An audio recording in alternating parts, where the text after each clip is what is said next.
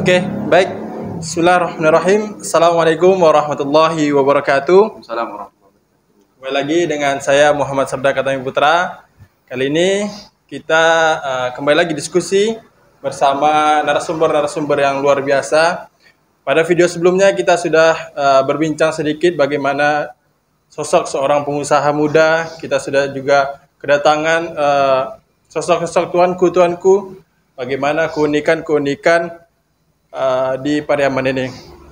Untuk pada kesempatan kali ini kita kedatangan narasumber yang sungguh luar biasa. Beliau juga seorang aktivis, kemudian pengamat politik juga, dan luar biasa lah beliau ini, yaitu kita sambut Yoga Ardiansyah. Selamat siang, Bung. Kita Selamat siang. Bung. Panggilnya nih Yoga nama, Bung atau biasanya atau udah karena kita di Minang kan? Ya, Bung aja lah. Oh. Kita pejuang kaum yang tertindas. Itu dia. Pejuang kaum yang sebenarnya kita perkenalan lah dulu kan, karena Boleh. ada pepatah mengatakan tak kenal maka tak sayang. Boleh.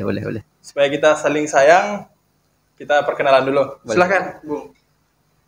Baik, terima kasih Bung Sabda yang memberikan kesempatan pada siang menjelang sore. Perkenalkan, nama saya Yoga Ardiansyah Nasir. Yoga Ardiansyah. Biasanya kawan-kawan saya banyak panggilan nama ya. Oh, banyak panggilan Ya. nama. Salah satu yang populer lah. Yang populer. Kalau itu Ardiansyah. Adi Ardiansyah. Ardiansyah. Ada yang manggil juga Adi, ada Ian, ada juga Yoga. Tapi sekarang udah nambah ya. Panggilan sayang. Oh iya.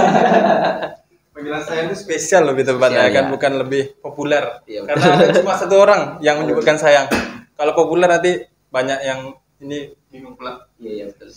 Oke, mungkin kalau untuk aktivitas sekarang nih apa nih kegiatan Bung sekarang ini? Mungkin Bung ada aktivitas di luar?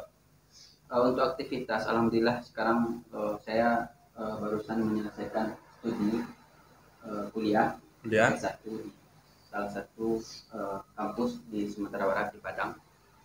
Setelah pasca kuliah, sekarang kesibukannya menyibuk-nyibukkan diri aja. Kebetulan untuk aktivitas saya ada salah satu yayasan. Ya. Yayasan itu bergerak di bidang pendidikan, Rumah Tafis Al-Mubarak. Alhamdulillah untuk saat sekarang ini saya fokus menggeluti di bidang Rumah Tafis pendidikan tersebut. Mudah-mudahan kedepannya Rumah Tafis Al-Mubarak itu lebih komitmen mencetak generasi yang Al-Quran. Mungkin itu untuk aktivitas sekarang. Kalau boleh tahu lokasinya di mana itu, Bung? Untuk lokasi Rumah Tafis itu di Tabing. Di Tabing. Batang Kampung Asam. Oh, kalau boleh tahu, kalau rumah tafis yang Bung jalani sekarang ini, kita lihat dari sumber dana lah. Itu dari masyarakat kah, atau ada donatur, bahkan atau mungkin dari pemerintah mungkin? Ini berbicara tentang dana ini sangat rumit ya. Ya itu, karena kan kita sini mana tahu dari penonton semuanya ada kayak berkeinginan untuk menyumbang mungkin. Kalau dana, yang pertama kami meyakini bahwasanya sesuatu yang berniat baik akan ditolongin Allah SWT. Itu yang pertama. Yang kedua, kami berupaya untuk bekerja sama dengan para dermawan agar para dermawan ini bisa untuk menyisihkan sedikit rezekinya ke Rumah Tafis. Berbagai macam cara kita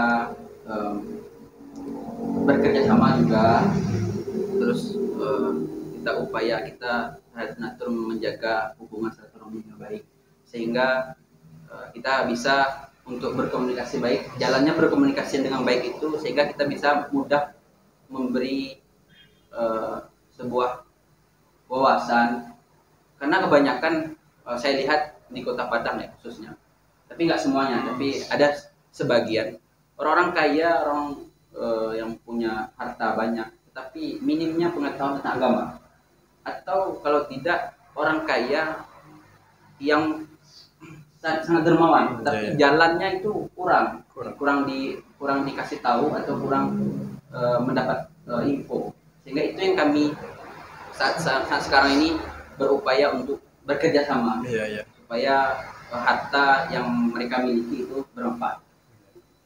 Kalau boleh tahu itu kira-kira udah berapa mahasiswa, siswa santrinya di apa? Peserta didiknya itu Peserta didiknya sekitar 30 orang yang Alhamdulillah. Alhamdulillah ya.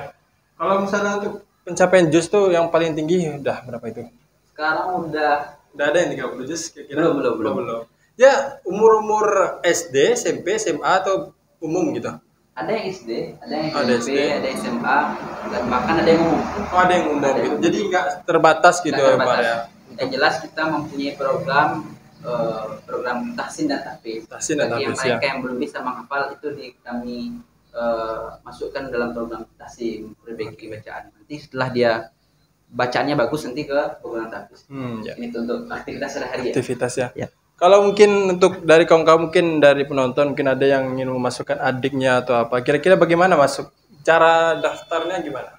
Oh, silakan datang aja ke rumah tahfiz. Oh, langsung datang aja gitu. Langsung aja datang. Isi formulir, nanti ditunjuk bagaimana cara ngisi formulirnya, terus kita dikasih tahu nanti kapan datang. Iya. Baik, itu tadi perkenalan sedikit dari Bung Yoga, bagaimana beliau setelah aktivitas, setelah kuliah tadi ya, setelah kuliah. Oke, mungkin sekarang ini kita masuklah ke pembahasan awal. Sekarang kan ini kan lagi viral-viralnya, Bung, masalah Kanjuruhan. Sebelumnya saya mengucapkan turut berduka cita atas seluruh korban dari tragedi Kanjuruhan Malang. Untuk keluarga mudah-mudahan diberikan ketabahan oleh Allah Subhanahu wa taala. Terlepas dari siapapun yang salah, kita tetap berdoa semoga keluarga diberi ketabahan oleh Allah Subhanahu wa taala. Oke. Kita masuk ke kacamata Bung Yoga nih. Bung Yoga Ardiansyah. Bung Yoga Ardiansyah. Lebih efektifnya kawan-kawan itu manggil Bung Ian. Bung Ian. Ya, kalau di dunia aktivis kawan-kawan Bung Ian. Bung Ian, oke. Kita lihat dari kacamata Bung Ian nih. Bagaimana Bung Ian melihat perkembangan dari tragedi Kanjuruhan ini mulai dari awal sampai dengan sekarang? Bagaimana kacamata Bung melihatnya? Saya ingin sedikit menyoroti tentang kemanusiaan dan keadilan. Sebelum saya berpindah ke bicara tentang kemanusiaan dan keadilan, saya ingin berbicara pengalaman-pengalaman kita ketika kita menyuarakan suara-suara rakyat. Beberapa terjadi di Sumatera Barat, khususnya demonstran atau aksi-aksi kawan-kawan mahasiswa, kawan-kawan aktivis. Itu kami merasakan bagaimana terkenanya gas air mata. Kita merasakan bagaimana tindakan aparat ini sangat tidak layak untuk para kawan-kawan mahasiswa, para kawan-kawan aktivis. Dan kami juga merasakan bagaimana kita kerjasama supaya aksi atau demonstran kita lakukan itu berjalan dengan kondusif. Kita juga merasakan itu. Tetapi saya ingin mengkritik dan memberi saran sebenarnya. Kita sudah melihat kejadian tragedi Kanjuruhan pada tanggal 1 ya, pada tanggal 1 Oktober. 1 Oktober yaitu di Malang, Stadion Kanjuruhan. Kita sangat kasihan, sangat berduka. Mestinya sepak bola ini mestinya menjadi penghibur untuk masyarakat ya. Dan pada saat ini yang terjadi malah duka untuk masyarakat. Nah, terlepas dari siapa yang salah, yang jelas kita introspeksi diri bahwasanya ini kalau nggak salah semuanya berarti ada yang salah kan. Artinya kita semua merasa salah di antara kejadian ini. Tetapi kita perlu mengevaluasi, mengkritik supaya menjadi sebuah masukan untuk yang berwenang. Pada 1 Oktober saya melihat berita ada beberapa kawan-kawan supporter yang menulis di sebuah artikel. Awalnya tidak ada kejadian apapun. Puncak kejadian yang sangat kita sayangkan itu ketika gas air mata. Betul. Gas air mata itu yang membuat supporter ini tidak kondusif lagi. Kondusif, ya. Berlari-larian di Kocar-kacir lah. Kocar-kacir. Sehingga kabar berita yang dapat sama kita itu pintu studionya itu tertutup. Ya itu. Yang kita ketahui gas air mata itu tidak membunuh loh. Tidak membunuh, Ya. tetapi perlahan akan membunuh. Nah, ini yang sangat kita sayangkan. Ada juga beberapa tokoh yang mengatakan pihak aparat itu sudah melakukan tindakan yang sesuai dengan prosedur SOP. Itu yang kita sayangkan juga. Kenapa kok dalam tragedi seperti ini sudah banyak duka, tapi mereka masih berbicara pembenaran, apologi, atau alibi dari mereka. Itu yang sangat kita sayangkan. Kenapa tidak mengintrospeksi diri? Bahwasanya kita semua ini atas dasar kelalaian kita semua. Seharusnya seperti itu terlebih dahulu. Bukan berarti menyalahkan pihak ini, pihak itu. Oke, mari kita lihat tentang siapa yang salah. Nah, ini kita berbicara siapa yang salah dan siapa yang bertanggung jawab. Secara kemanusiaan, kita dulu pernah kejadian itu antara supporter Bonek sama Jackmania. Ya. Itu sering terjadi bentrokan-bentrokan. Dan kenapa kita tidak belajar dari kejadian-kejadian yang telah berlalu? Ini terlepas dari supporter juga ya. Mestinya supporter ini harus memahami bahwa pertandingan sepak bola ini hanya sebagai penghibur kita, hanya sebagai perlombaan, sehingga tidak terjadi lagi pertumpahan darah. Ini untuk supporter juga. Kenapa? Para supporter ini saya melihat sekali ketika saya nonton di Stadion Gelora Diego Salib. Itu di Stadion Gelora Diego Salib ini ada supporter Spartak. Semen Padang. Spartak itu lagi apa? Lupa saya. Saya lupa juga. Yang PSPS Padang, ya. Sama-sama supporter aja, Semen Padang sama Semen Padang itu sering loh. Gaduh ya, cekcok ya. Oh, sering juga ya. Sering juga. Saya mengamati. Nah, yang mendominasi cekcok itu sebenarnya kawan-kawan remaja, kawan-kawan yang SMA mungkin boleh dikategorikan kawan-kawan ini masih mempunyai darah yang hangat-hangatnya, darah pejuang ya, darah pejuang lah, dengan perjuangannya yang tidak terarahkan. Sehingga kawan-kawan ini kadang terbawa arus emosi, apalagi fanatisme para supporter yang mendominasi para remaja, para umuran yang di bawah 20 ke bawah, itu sangat terkadang tidak terkendali.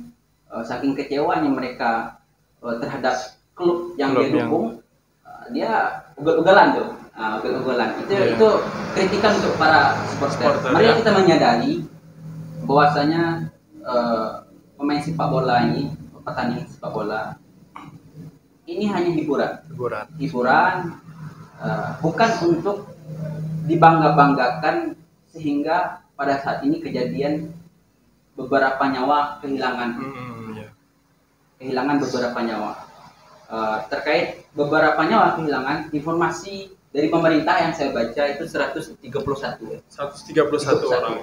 Tetapi di belakangan ini ada juga informasi baru 133, ada juga yang mengatakan 134. Dalam 133 itu 30 orang itu anak-anak yang meninggal. Ya. 30 orang yang meninggal itu anak-anak.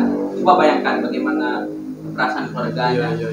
Apalagi adik-adik kita yang terkadang kan nggak izin sama orang tuanya mau berangkat. Betul. Apalagi yang SMK. Apalagi SMK, pulang sekolah langsung pergi.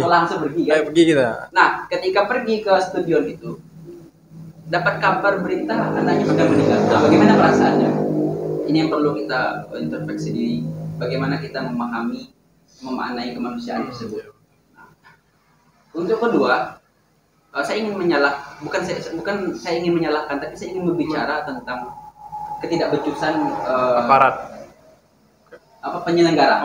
Panpel ya, penyelenggara. Pernah baca nggak ketua PSI menyalahkan Panpel? Itu menarik tuh. Ini menarik karena gini ya, kalau dari pandangan saya, ketum PSI ini kan tinggi nih. Iya, posisinya. betul. Panpel ini paling bawah. Paling bawah, hierarki paling bawah. Paling Ya. bawah. Jadi dengan mungkin apa untuk melindungi dirinya, mungkin saya kurang tahu juga. Iya, betul. Menyalahkan yang bawah gitu. Menyalahkan bawah. Ini yang menjadi yang semestinya kenapa tidak merasa bersalah saja. Itu kenapa Tanpa harus pembenaran untuk diri dia. Orang juga mungkin saya pikir di Indonesia ini tidak kekurangan orang pintar. Cuman kata para tokoh kekurangan orang jujur aja. Ya, betul. Nah, dengan kondisi seperti ini, kok bisa-bisanya seorang ketua PSI memberikan statement menyalahkan Pampel gitu. Itu kan nggak logis ya. Sehingga minum bang. ya, sehingga masyarakat itu bertanya-bertanya. Iya. Saya minum dulu ya. Iya, minum lah bang. Kayak kering tenggorokan.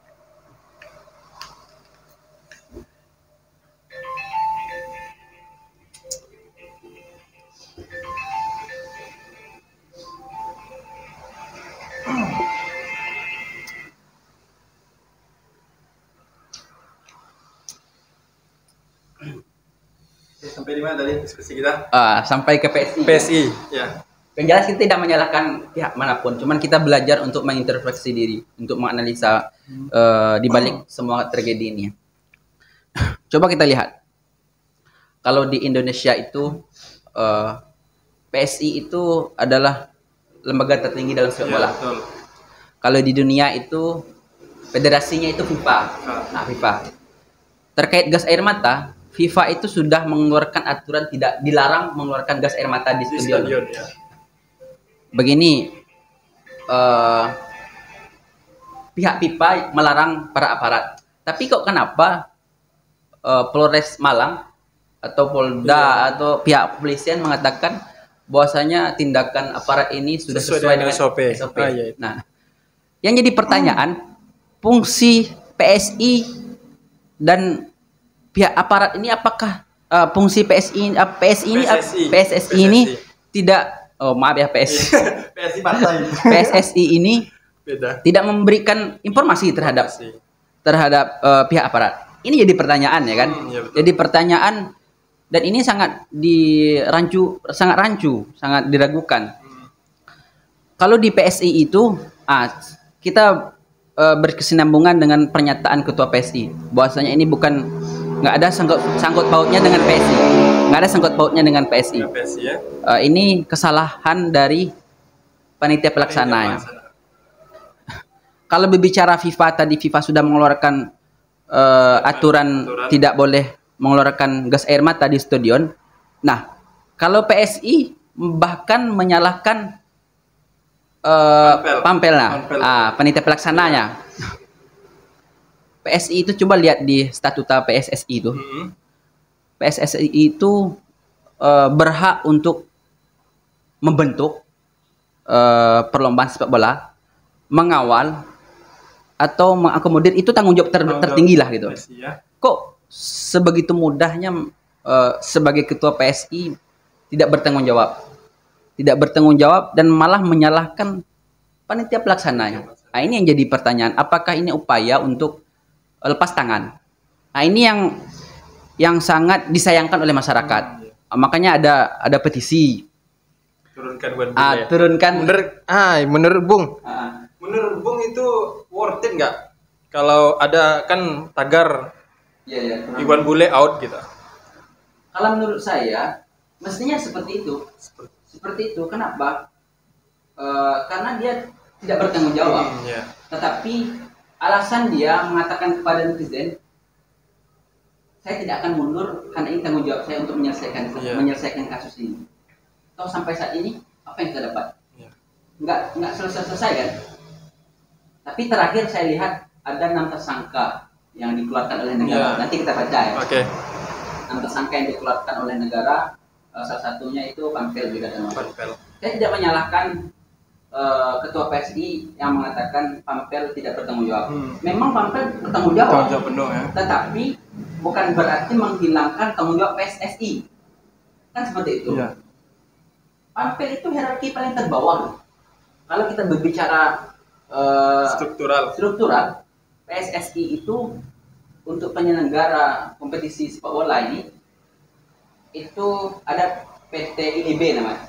PT LIB ya. PT ILIB nanti di bagian PT ILIB itu kombinasi dari klub-klub. Jadi delegasi dari klub-klub. Untuk secara teknisnya para PT ILIB inilah yang membentuk tampel. Tampel tadi. Tampel tersebut. Memang betul, tampel harus bertanggung jawab. Tetapi bukan berarti menghilangkan posisi PSSI, ketua PSSI untuk bertanggung jawab. Nah, yang kita lihat, ketua PSSI ini mencoba untuk memberikan pembenaran kepada diri dia, memberikan apologi, beralibi-alibi supaya mereka tidak disalahkan oleh masyarakat. Nah, ini yang sangat disayangkan. Makanya saya katakan tadi, masyarakat ini tidak bodoh. Masyarakat ini bukan kekurangan orang Indonesia, ini bukan kekurangan orang pintar, tapi ada yang tokoh mengatakan hanya kekurangan orang jujur. Makanya ini sangat disayangkan.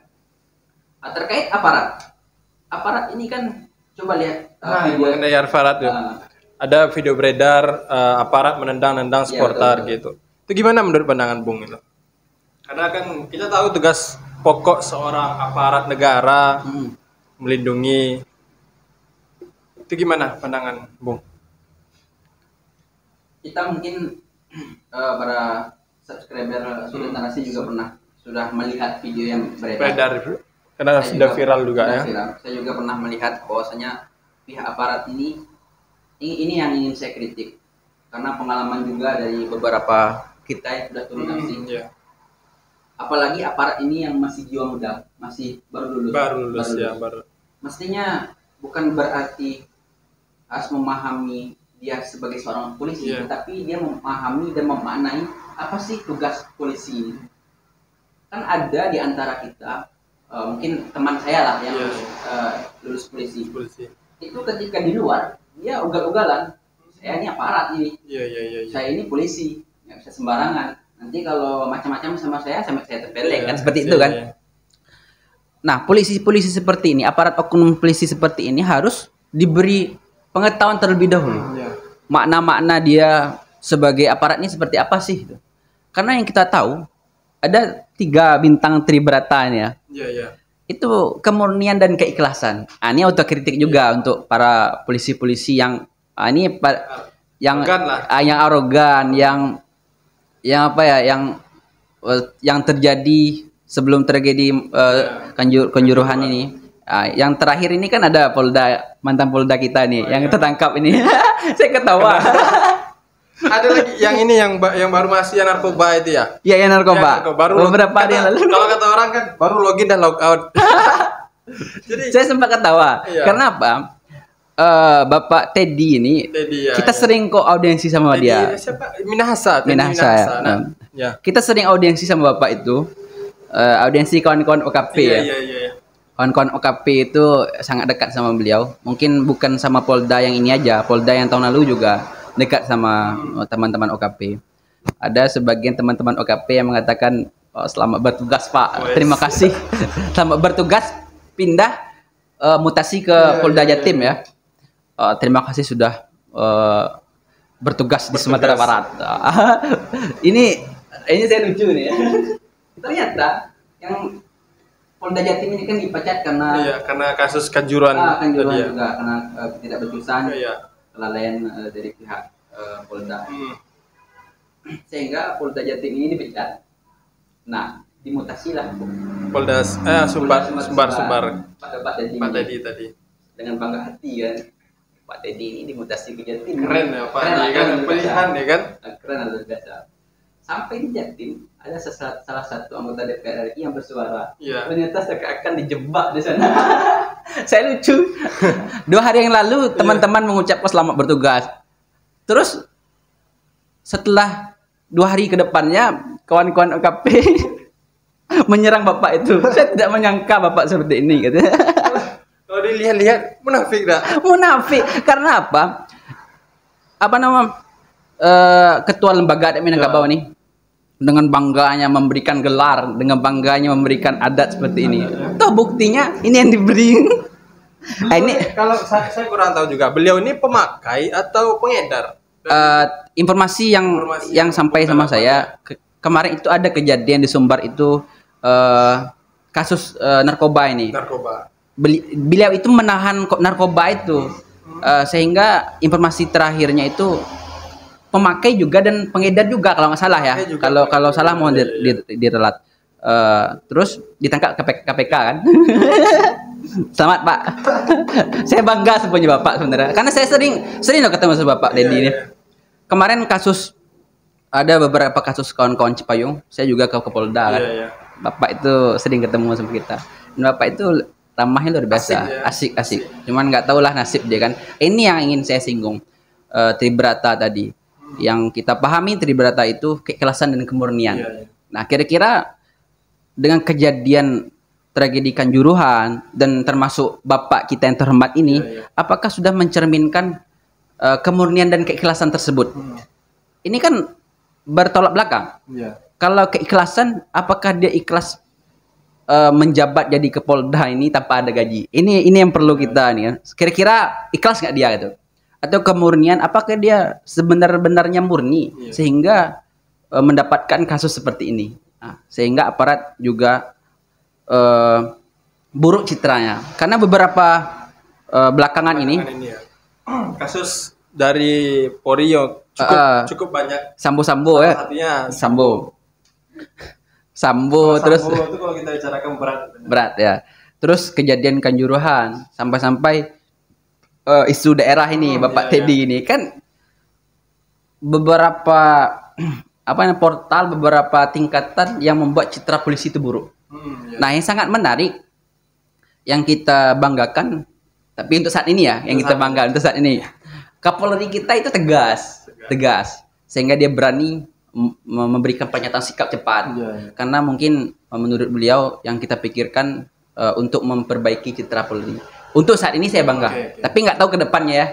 Atau besok pagi entah nggak tahu saya bangga. Tapi begini, Bung, pernyataan yang dikeluarkan Kapolri ini didahului oleh dari pernyataan presiden terlebih dahulu. Iya, betul. Barulah Kapolri yang mengeluarkan statement gitu. Menurut Bung gimana nih? Harus turun tangan presiden dulu kemudian baru mengeluarkan statement. Apakah gitu salah satu ketegasan beliau gitu? Kalau untuk saya itu bukan ketegasan, tetapi dari sikap Kapolri sehingga bisa wewenang Kapolri sehingga bisa membatasi mafia-mafia tersebut. Seperti contoh yang kasus-kasus terjadi. Cuman kalau saya lihat kalau presiden dulu memberikan pernyataan sikap atau surat presiden dulu, ternyata kalau kita nilai, walaupun saya bangga tadi, Polri ini tidak cepat tanggap. Sedangkan presiden itu sering sekali mengeluarkan statement, ayo cepat, cepat tanggap. Sehingga mensosnya aja, coba lihat mensos itu. Hari ini musibah, mungkin hari ini dia langsung datang. Dan keterlambatan Polri sebenarnya bukan berarti kita menghilangkan citra polisi. Menghilangkan susah payahnya Polri untuk memberantas mafia-mafia tersebut kan. Tetapi ini perlu dievaluasi juga untuk Polri kan. Jangan sampai presiden dulu negur baru dia bergerak kan. Nanti takutnya presiden tahu pola-pola Polri ini gimana kan. Bocor ke jangan-jangan nanti nggak dipanggil lagi untuk jadi menteri. Kan biasanya seperti itu kan. Jadi ada video beredar begini, Bung. Arema ini yang saya sedihnya itu ada video beredar begini. Salah satu supporter meninggal di tangan seorang pemain Arema gitu. Jadi pemain ini masuk ke dalam stand pemain, mereka minta perlindungan pemain karena di dalam kan, karena untuk berlindung dari kepulan dari asap tadi. Tapi yang saya enggak tuh justru meninggal di tangan pemain, di tangan pemain. Itu ada video beredar. Kali itu sebenarnya saya bukan menyalahkan, tetapi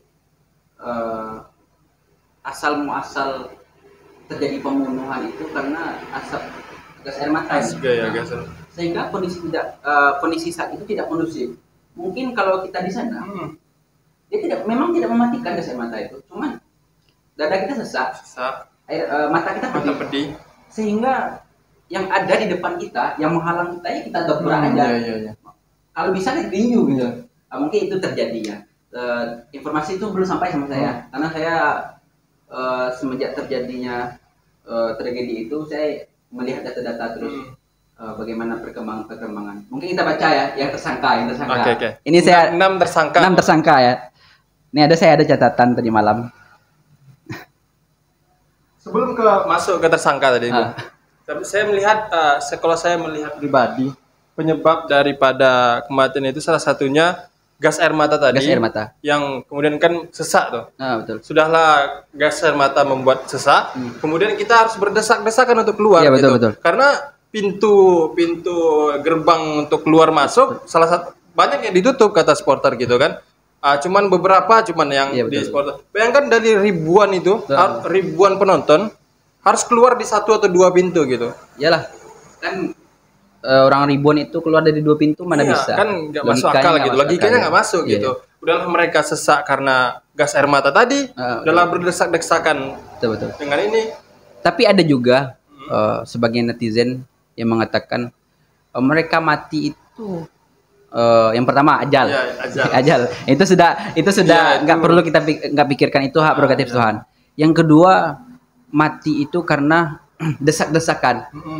Artinya dia upaya menghilangkan kesalahan aparat dalam mengeluarkan gas air mata. Kalau kita logikakan sederhana saja kita logikakan. Sebelum terjadi desak-desakan itu, pemicu utama desak-desakan itu apa? Gas air mata. Artinya gas air mata itulah penyebab awal banyak terbunuhnya supporter atau yang menonton pada saat itu. Bukan berarti gas air mata itu tidak membunuh, tapi penyebab pertama gas air orang-orang terbunuh itu gas air mata.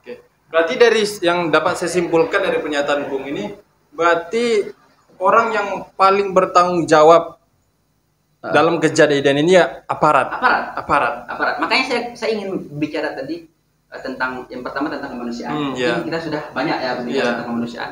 Yang kedua tentang keadilan yang sampai saat ini masih buram, masih abu-abu. Terakhir informasi yang ingin saya bacakan ini yang tersangka. Coba lihat kita yang tersangka dari negara kita tercinta. Daftar lengkap 6 tersangka tragedi Kanjuruhan dan perannya. 6 tersangka tragedi Kanjuruhan. Yang pertama AKP Bambang Sidik Ahmadi, Kepala Satuan Semapta Polres Malang. Yang baru dipecat yang baru dipecat ya.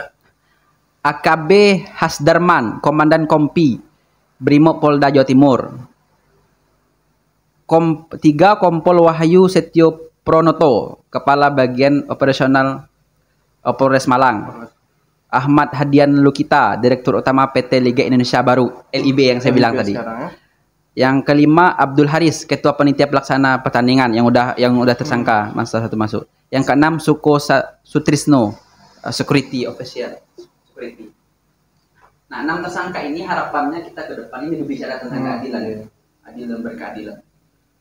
Kita harapannya ke depannya supaya kejadian ini, tragedi ini cepat terungkap siapa di balik dalam tragedi ini. Itu yang harapan kita. Sehingga 6 tersangka ini memang benar-benar diproses. Sekarang kan masih tersangka, belum terdakwa ya. Kalau di dunia hukum itu ada tersangka, terdakwa dan terpidana ya. Sekarang masih tersangka. Arti dalam tersangka itu hanya nampak satu bukti saja. Mereka yang berperan penuh di kejadian itu. Belum masuk terdakwa loh. Makanya saya ingin mengatakan kepada kawan-kawan semua, mari kita kawal kasus ini. Jangan sampai, karena ini kasusnya banyak loh. Yang pertama kasus Ferdy Sambo kan, Jenderal Ferdy Sambo bintang 2 ini. Yang kedua KDRT ini siapa nih? Artis KDRT. Saya kurang update juga kalau masalah artis. Yang ketiga ditambah lagi kasus ini. Yang keempat ditambah lagi kasus daerah ini. Nah, biasanya kalau ada kasus ini ya, yang secara logika, kasus yang berat ditangani dulu. Takutnya nanti kasus Kanjuruhan ini tenggelam oleh kasus KDRT. Nah, kawan-kawan aktivis, mari kita kawal. Supporter sepak bola, mari kita kawal kasus ini. Jangan sampai ada celah para oknum untuk menghilangkan berita-berita ini. Ini yang harus kita pegang. Karena menurut saya keadilan pada saat ini tentang tragedi Kanjuruhan ini belum duduk, sangat sama sekali belum duduk. Kalau tentang kemanusiaan, hati nurani kita yang berbicara dan logika kita yang melihatnya, serta analisa-analisa kita terkait dengan kejadian ini. Tetapi kalau keadilan sampai saat ini masih belum nampak di mana terangnya. Cuman adalah yang membuat hati kita senang, ada beberapa yang mempunyai posisi strategis pada saat itu berperan penting dipecat oleh Polri. Senang hati kita. Kenapa? Karena tidak setimpal dengan kehilangan nyawa yang begitu banyak dengan jabatan dia. Jabatan dia mungkin bisa dicari lagi. Mungkin hartanya sudah banyak. Cuma kalau nyawa kira-kira bisa kembali nggak lagi? Nggak. Saya kira nggak bakal kembali. Kalau dari segi kemanusiaan, 6 orang tersangka itu belum bisa membayar 134 orang yang meninggal itu. Belum lagi yang terluka. Belum lagi yang terluka. Karena kalau saya lihat dampaknya itu ada yang matanya merah. Nah itu lama penyembuhannya, seminggu 2 minggu gitu. Itu sangat disayangkan lah kasus-kasus ini. Mestinya harus menjadi pelajaran kita ke depan. Untung saja FIFA kemarin kan kita melihat berita. Itu yang saya cemaskan gitu, karena kan timnas kita ini kan lagi on fire lah, katakan lagi yang U20 yang senior masuk Piala Asia, kemudian ya pokoknya yang di bawah Son Coach Sintayong lagi naik daun lah gitu kan. Saya jujur cemas gitu. Apa nih statement dari FIFA nih? Mudah-mudahan nggak ada kena. Karena tragedi yang sebelumnya gitu, tragedi yang The Jack sama apa itu Bonex kan sampai dihentikan, gitu. Jadi banyak kali dampak daripada sepak bola Indonesia. Salah satunya dari klub misalnya. Klub mulai banyak yang bangkrut, banyak yang tutup, bahkan gaji pemain tidak bisa dibayar gitu. Itu yang saya khawatirkan gitu dari perkembangan sepak bola Indonesia. Apalagi kita baru selesai melewati masa pandemi ya. Iya. Tambah lagi ada kejadian seperti ini. Takutnya nanti FIFA mengeluarkan aturan pemain bola di Indonesia itu sepak bola di Indonesia, pertandingan atau perlombaan itu enggak dilarang ada penonton. Tanpa penonton, itu yang ditakutkan ya. Alhamdulillah lah kita dapat informasi bahwasanya Bapak Presiden berkomunikasi langsung dengan pihak FIFA ya. Mudah-mudahan dengan komunikasi tersebut tidak ada kerugian yang terjadi pertandingan sepak bola. Artinya kerugian itu di garis bawahi bukan mengembalikan nyawa, tetapi penontonnya tetap berjalan. Anggap saja ini pelajaran untuk kita semua. Tuh. Karena kan penonton itu sangat penting juga dalam pertandingan. Salah satunya kita dari segi penonton kan itu euforia ketika jadi penonton itu. Apalagi Bung katanya pernah nonton di Spartak. Iya betul. Pertandingan Semen Padang itu bagaimana euforianya kita. Iya betul. Kalau nggak ada penonton rasanya gimana ya? Nggak sunyi. Pemainnya pun. Iya karena pemain itu semangat itu dari penonton gitu. Betul. Kalau misalnya nggak ada penonton, contoh kalau misalnya gol gitu kan. Iya.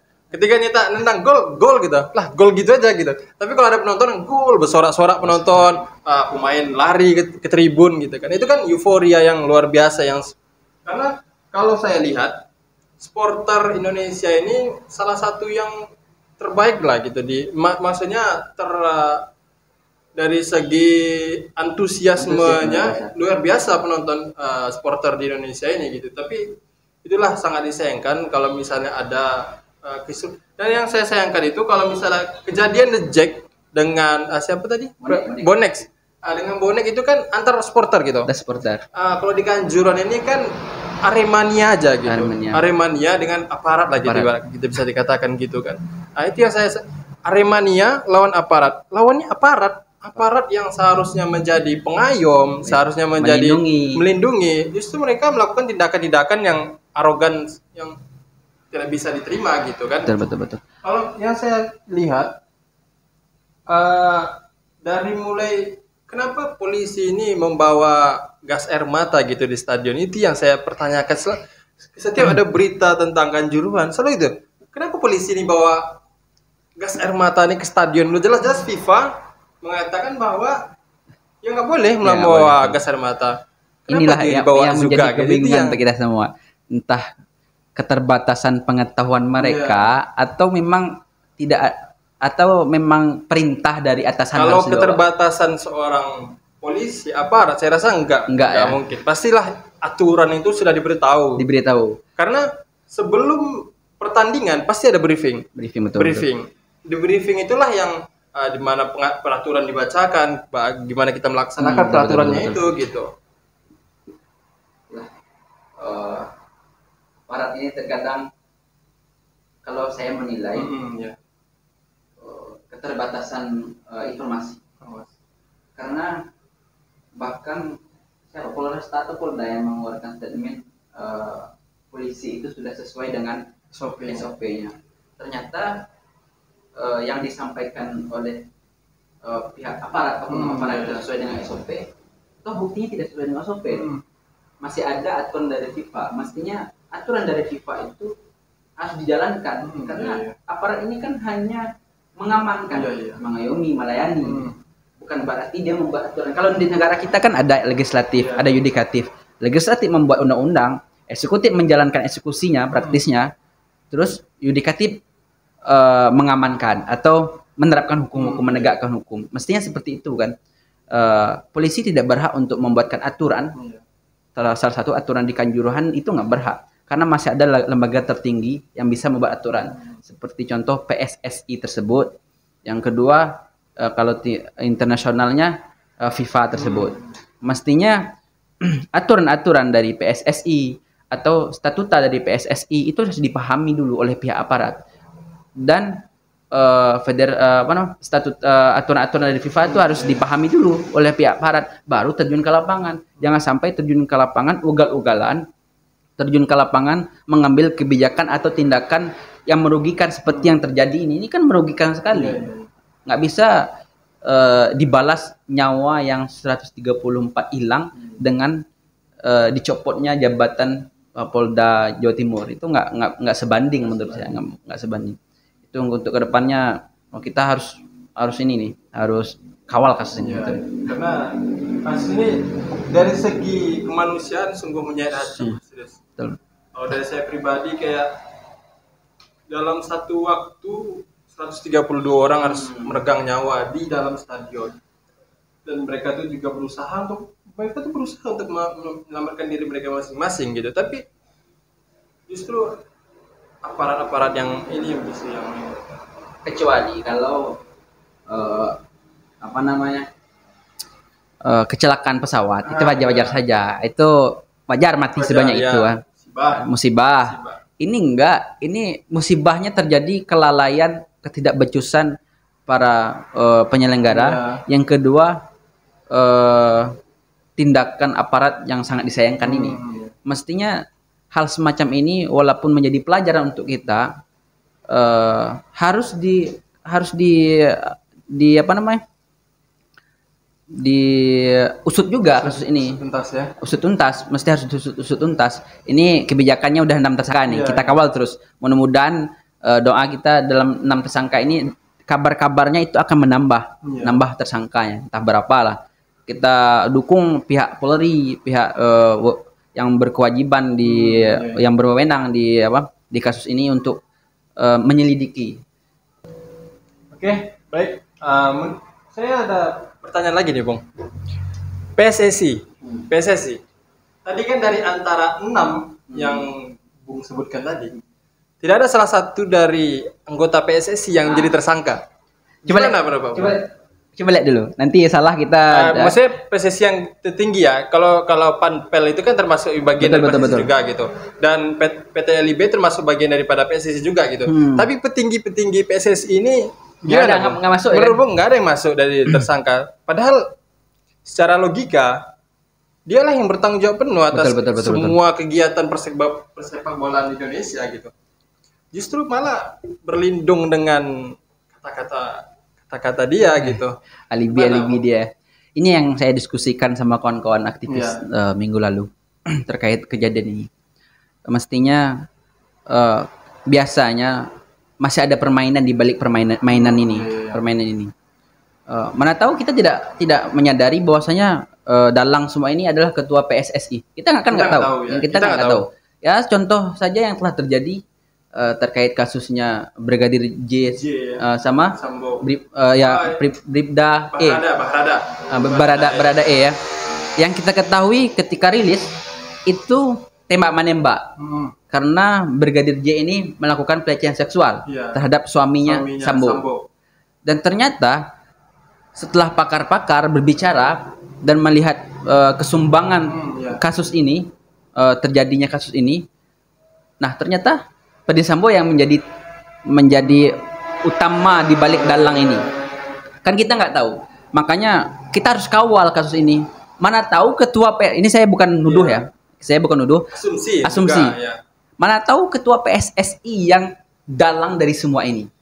Atau mana tahu nanti Polri mengeluarkan statement atau memberikan hukum tersangka kepada ketua PSSI karena dia lembaga tertinggi di Indonesia dalam pesepak bola ini, dalam fasilitas sepak bola ya. Nah, ini yang kita tunggu-tunggu ya. Makanya kawan-kawan jangan diam, harus bersuara terus. Tidaknya kalau nggak bisa bersuara berkoar di media sosial, nulis kirim ke kawan-kawan supaya pemikiran kawan-kawan, pengetahuan kawan-kawan itu bertambah dan melihat kejadian ini, melek tanda kejadian ini gitu. Semakin banyak kita, semakin kuat kita. Jangan sampai merasa bodoh, jangan sampai ini derita lo, ini derita jangan sampai seperti itu maksudnya. Kita sama-sama berbicara kemanusiaan, mereka juga manusia, kita juga manusia. Coba kita hilangkan egosentris kita berbicara, hilangkan gap atau latar belakang kita. Ini perihal kemanusiaan. Mari kita berbicara. Dulu kemarin saya sempat hadir ketika soal gaibnya supporter Kanjuruhan, tragedi Kanjuruhan ya di Semen Padang. Itu luar biasa para supporter Spartak atau yang lain yang masyarakat Sumatera Barat yang pecinta bola itu berbondong-bondong datang untuk melaksanakan sholat gaib.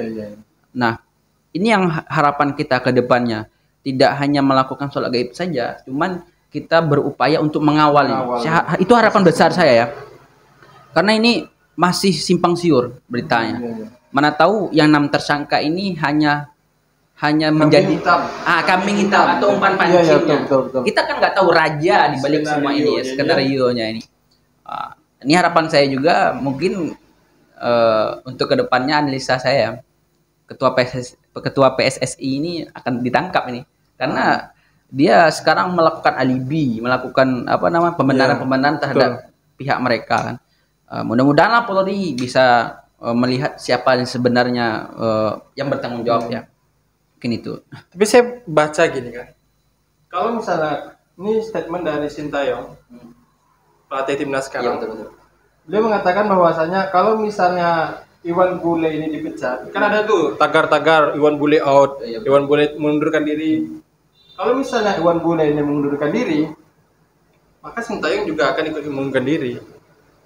Karena kata statement daripada Sintayong mengatakan bahwa karena Iwan Bule yang mengajak dia gitu. Itu salah satu bentuk apa dia ke Iwan Bule gitu. Kan ini salah satu dilema juga bagi masyarakat gitu. Kami masyarakat pengen Iwan Bule turun. Ya. Tapi masyarakat nggak pengen Sintayong itu mundur gitu. Saya nggak tahu. Saya percaya dan saya yakin bahwa pelatih sekelas Sintayong nggak bakal mengikuti skenario Iwan Bule kalau misalnya ada pun skenario di balik itu ya. Betul. Karena Sintayong ini pelatih kelas dunia. Iya betul. Karena beliau Sintayong ini pernah mengalahkan Jerman begitu kala dia melatih Korea Selatan. Iya betul. Jadi nggak mungkin lah seorang Sintayong dia mengikutilah skenario daripada Iwan Bule. Mungkin itu kalau dari asumsi saya pribadi, mungkin itu dari budaya daripada Korea. Karena orang-orang Korea itu sangat menghargai siapa seorang yang mengajak dia gitu. Kalau saya pikir mungkin itu hanya framing aja, maksudnya itu narasi yang bisa mempertahankan Iwan Bule. Kalau memang Iwan Bule itu dibuktikan tersangka atau dia halal, emangnya dia ikut juga melakukan emangnya dia ikut turun juga, berarti asumsi masyarakat dia juga dalang itu yang dipikirkan oleh masyarakat. Mungkin untuk saat ini boleh-boleh saja dia memberikan statement seperti itu. Karena boleh kan belum masuk dalam kategori tersangka, belum masuk dalam kategori disalahkan secara hukum, hanya asumsi dia daripada masyarakat. nanti kalau Iwan Bule ini ketua PSSI ini sudah terbukti menjadi tersangka, menjadi terpidana, menjadi terdakwa dan terpidana, mungkin saya pikir Sintayong ini juga paham dengan situasi seperti itu. Mungkin saya kalau dari asumsi saya, PSSI ini pandai. PSSI pandai itu gimana? Dia tuh membawa netizen ini bawa emosional gitu. Di satu sisi netizen menyuruh Iwan Bule ini untuk turun. Tapi keluarlah statement Sintayong gitu, kalau misalnya Iwan Bule itu turun, maka Sintayong juga ikut mundur gitu. Iya, Kan. betul. Jadi kan masyarakat jadi dilema gitu kan. Betul. Sepak bola lagi bagus-bagusnya di tangan Sintayong gitu kan, harus mundur karena Iwan Bule juga mundur gitu. Pandai PSSI ini memainkan. Ada juga statement dari para netizen, mungkin yang pro terhadap Iwan Bule. Ada yang mengatakan kalau seandainya ketua PSSI Iwan Bule ini turun, nanti siapa yang menyelesaikan kasus ini? Lepas tanggung jawab. Justru lebih senang dia ya. Lebih senang dia. Hilang gitu. Cuman dibalik semua itu banyak para tokoh yang menyarankan ya udah turun aja. Turun karena dalam kehidupan sehari-hari dan hari kedepannya itu lebih berat. Cuman harapan kita tidak ingin Iwan Bule ini turun. Kalau saya tidak ingin Iwan Bule itu turun. Dia harus bertanggung jawab terhadap kasus ini sampai dia terpenuhi tanggung jawab dia harus turun. Nah, jadi dua dapatnya. Dia harus bertanggung jawab. Setelah dia bertanggung jawab, kita minta untuk turun. Jadi Bung mengharapkan dia turun, tapi sebelum turun selesaikan dulu masalah dia. Selesaikan dulu tanggung jawab dia. Kalau dia turun di tengah masalah atau tanggung jawab, ya masyarakat juga bingung. Masalah ini nggak kelar nanti. Dan dia lepas tangan aja. Nah, kita minta dia selesaikan masalah dia ini, selesaikan tanggung jawab dia ini. Nanti setelah itu kita minta dia turun. Karena ketidakbecusan ketika dia memimpin PSSI. Mungkin itu pandangan saya. Kalau misalnya kita lihat dari kesalahan daripada Panpel, kita kembali ke Panpel tadi. Bahwasanya Panpel ini salahnya karena kapasitas stadion ini tidak sesuai dengan penonton yang didatangkan gitu. Itulah salah satu penyebab kenapa tadi tersangka betul. Tadi itu menjadi tersangka gitu. Itu tadi poin yang saya sampaikan. Ketidaksiapan atau ketidakbecusan para penyelenggara. Artinya para penyelenggara ini semuanya masuk. Aparat masuk. Pampel masuk, PSSI masuk. Semuanya masuk dalam kategori itu. Karena dia penyelenggara kan. Mungkin aparat penyelenggara keamanan. Kalau Pampel penyelenggara perlombaan. Termasuklah PSSI atau termasuklah ILB. Nah, ini poin semua harus mencakup di sana. Memang ada aparat itu sudah memberitahu pengunduran jam. Cuman Pampel ini tetap di jam yang sama dan kapasitas penontonnya itu dipenuhi. Memang ada. Semuanya salah. Cuman kesalahan dari semua ini kita minta diusut itu aja sebenarnya. Makanya udah terjadi 6 tersangka ini udah cukup lega kita. Cuman harapan kita masih ada kok orang yang dibalik ini harus tertangkap. Buktinya ketua PSSI nggak ada tercatat dalam tersangka kan? Gitu. Orang besarnya yang ini masih bawa-bawahan semua yang penangkapan. Yang harus berapa menit bang? 67. 57. Sudah hampir sejam kita diskusi tidak terasa. Iya, Bang. Itulah terbawa suasana diskusi tadi mengenai. Sebelum kita tutup diskusi kita pada kesempatan kali ini, saya mintalah dulu kepada Bung Yoga untuk memberikan sedikit saran ataupun kata-kata untuk closing statement ya. Iya, statement daripada Bung Yoga tentang Kanjuruhan ini bagaimana ke depannya nanti. Yang pertama saya berduka terhadap kejadian di Kanjuruhan. Yang kedua saya minta kawan-kawan untuk mengawal kasus ini. Yang ketiga ini menjadi pelajaran untuk kita semua bahwasanya ada yang lebih tinggi daripada pertandingan ini, sepak bola ini, yaitu adalah nyawa. Nah, jangan sampai nyawa menjadi taruhannya.